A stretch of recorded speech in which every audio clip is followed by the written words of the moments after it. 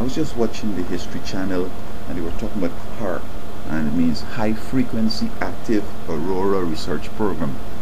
Now, this is a program in which they think that they could use frequencies to change to program our thinking.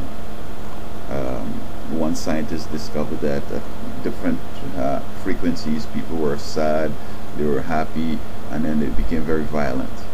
So maybe you could keep it at a certain one and have utopia. Now, it could be used like in warfare, in which you could get the enemy to, be calm or whatever, or just surrender. I'm not sure what.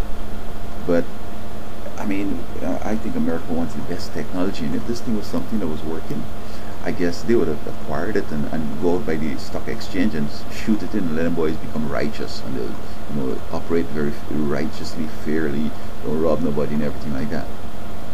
And then you go by schools and you run this frequency, and them students would be good students that learn stuff.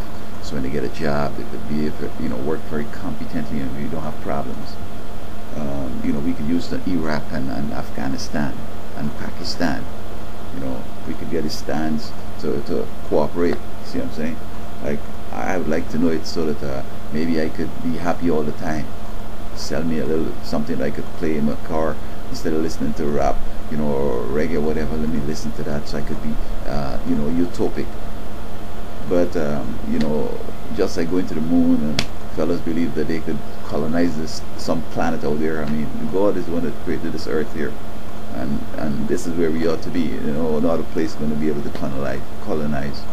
And what I find with some scientists, they get besides themselves. They feel they're so smart, and that's the prerequisite to being dumb. They feel that they could control your thinking, and they're operating as if there's no God involved here, because God has people here, and if you have something harmful you're trying on them, it's not going to work. He's not going to make it happen.